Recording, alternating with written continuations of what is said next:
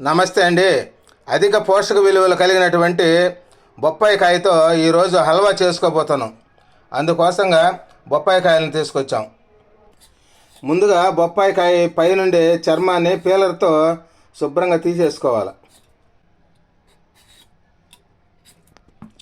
చూడండి, బొప్పాయి కాయని పీలర్తో శుభ్రంగా తీసుకున్నాం. ఇప్పుడు ఈ బొప్పాయి కాయని ముక్కలుగా కట్ చేసుకోవాలి.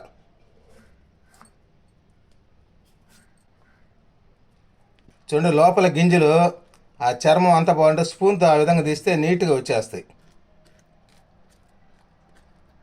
చూడండి, స్పూన్తో కాబట్టి బాగా చాలా నీట్గా వస్తాయి. ఈ విధంగా బొప్పాయికాయ గింజలు తీసిన తర్వాత ముక్కలుగా కట్ చేసి తురుముకోవాలి.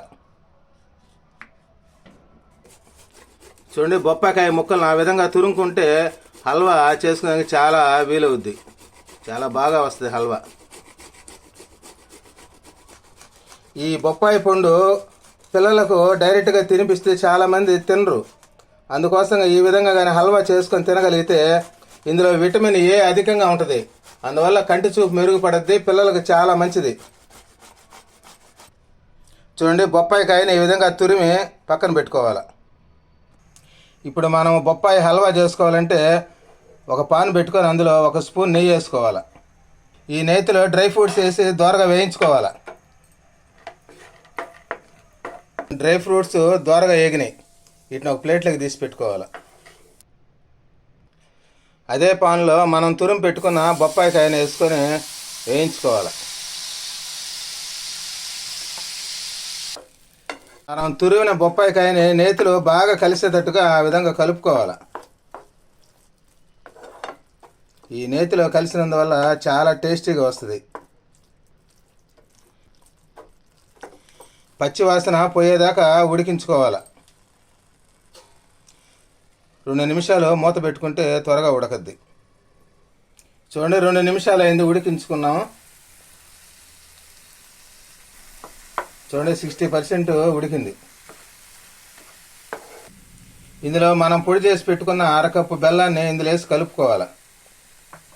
ఈ బొప్పాయికాయ ముందుగా తీపి ఉంటుంది, దానికి సరిపడినంత వేసుకొని బెల్లం కలుపుకోవాలి.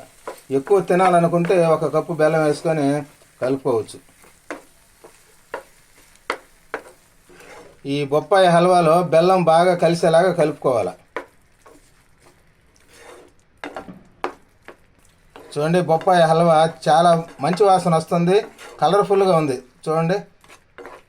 చూడండి, బెల్లం బాగా కరిగింది. ఇందులో 1/2 టీ స్పూన్ యాలకుల పొడిని వేసి కలుపుకోవాలి. ఇది చాలా మంచి వాసన ఇస్తుంది, అంతేకాకుండా ఆరోగ్యపరంగా చాలా మంచిది. మనం వేయించి పెట్టుకున్న డ్రై ఫ్రూట్స్ని కూడా అందులో వేసి కలుపుకోవాలి. ఈ డ్రై ఫ్రూట్స్ వేసినందువల్ల ఈ హల్వా చాలా టేస్టీగా ఉంటుంది. చూడండి, బొప్పాయి హల్వా రెడీ అయిపోయింది. ప్రతిరోజు ఇలాంటి ఆరోగ్యకరమైనవి చేసి చూపిస్తుంటారు. ప్రతి ఒక్కరూ చేసుకొని తినండి. ఇవి నచ్చితే సబ్స్క్రైబ్ చేయండి, లైక్ చేయండి.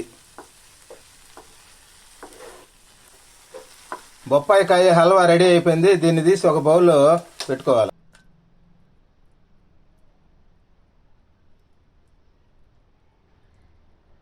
పండుతో హల్వా ఈ విధంగా చేసుకొని ప్రతిరోజు తినగలిగితే మనకు కావలసినంత శక్తి లభిస్తుంది. ఫుల్ ఎనర్జెటిక్గా ఉంటుంది. ఇమ్యూనిటీ బూస్టర్గా కూడా మన శరీరానికి బాగా పనిచేస్తుంది. ఈ విధంగా బొప్పాయి కాయతో హల్వా చేసుకొని తిని ఆరోగ్యంగా ఉంటారని కోరుకుంటున్నాను. నమస్తే.